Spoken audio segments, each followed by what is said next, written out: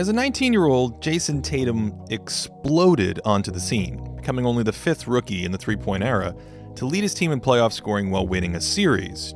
Such Hall of Fame company evoked comparisons to another teenage sensation, Kobe Bryant.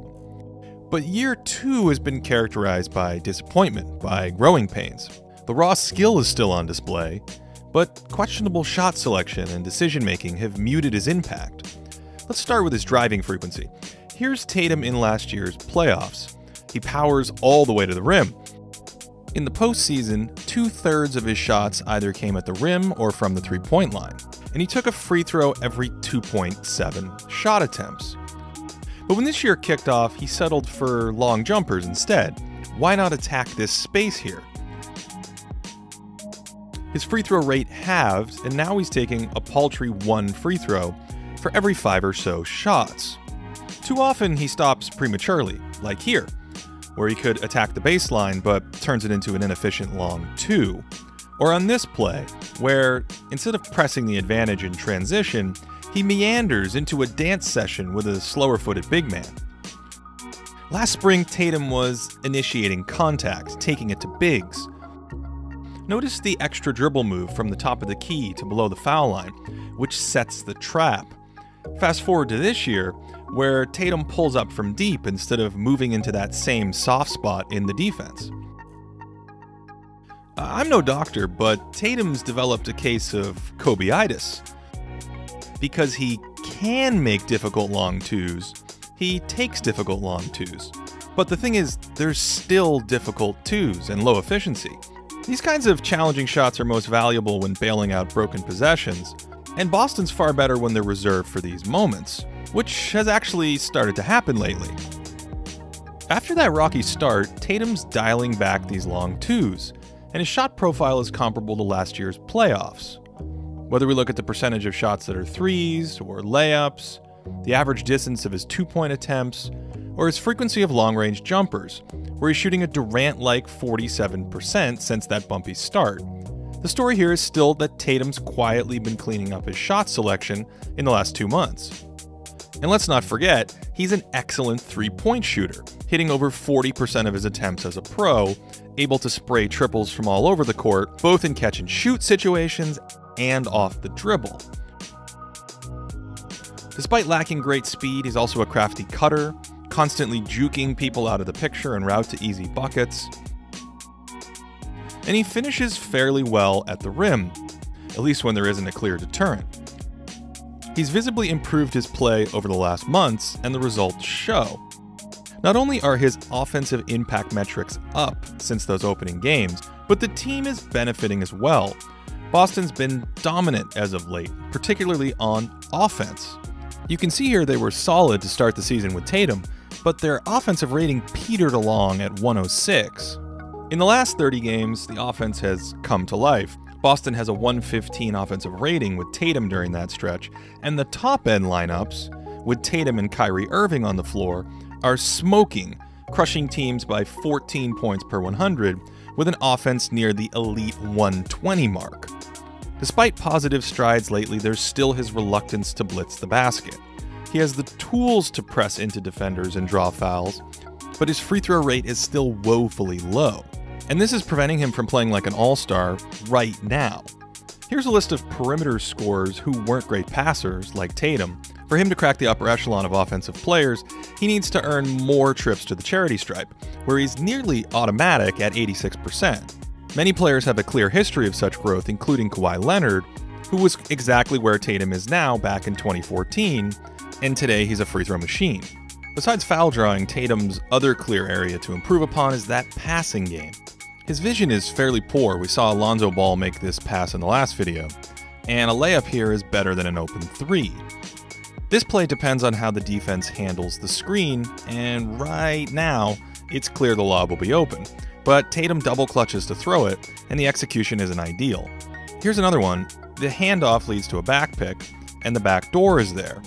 But the pass is far too late, and the window closes. There's also his passing out of isolation. His eyes aren't always up, and so he can't anticipate passes. Instead, he waits until he's walled off here, and only then moves the ball to the open spot. He's created a shot, yes, but it's not ideal. Here's a more egregious example of this head-down dribbling. I don't think he has poor spatial awareness. He knows he missed a layup here as he fumbled the ball. He just hasn't learned to operate his scoring and passing programs in parallel. There are some signs of improvement, though. In pick-and-roll action, he can't really make this pocket pass when it's tight, but he'll connect on an easier one when the window for delivery is large. He's getting comfortable making this lob pass now. There's that extra dribble opening up opportunities instead of settling for a jumper. And there are flashes of better fluid passing. Notice how simply moving the ball into the cracks of the defense unlocks this entire possession. Speaking of defense, Tatum's already a strong positive there, quietly using length and positioning to disrupt a number of plays. That wingspan gives him a large radius to attack. His deflection and steal rates are above average. But he really uses that length to disrupt shooters, contesting well in man and closeout situations. He loves to lean into opponents like this, using his broad shoulders to invade their space, and it's often quite effective. A 7-foot wingspan allows him to both cover his weaknesses and be downright annoying at times. He's not flashy, but he's particularly adept at being in the right position. He's always early in this weak side pick and roll help. Some of that is a credit to Brad Stevens' scheme. But even when hugged to a shooter, he reads the play early enough to erase a bucket against most teams. Here he hugs the lane, ready to pounce if needed. And there's that length. Again, not flashy, but it mucks up the entire possession around the hoop. And he's long enough to sky for big rebounds too, another major asset, as Tatum sits in the 86th percentile among non-big men in defensive rebounding rate. Most defensive impact numbers like him a lot too. He's 23rd in defensive RPM among non-big men, and 8th in defensive PIPM, which adjusts for luck. But I believe Brad Stevens' coaching maxes out his value in these kinds of impact metrics, such as coaching up those picture-perfect rotations for all weak side help. Tatum's length and discipline are valuable here, and even Box Plus Minus views him as a strong defender in his first 2 years. But he does lack high-end defensive talent. His footwork can be sloppy at times, throwing him off balance against drivers or quicker players. His closeouts aren't always crisp, or even in line with the scouting report. No need to jump on a Giannis 3. And he's not completely free of defensive lapses either. Overall, the major metrics currently disagree on Tatum. PIPM is the only one that views him as an all-star, and remember, he's trending up in all of these stats since the first month of the season. I do think PIPM gives him too much credit. It doesn't account for Brad Stevens, for instance, and I see him closer to the 50th best player than the 25th. Given his physical attributes, and now that we've seen him more, his ceiling is looking more like Paul Pierce than, say, Kobe Bryant.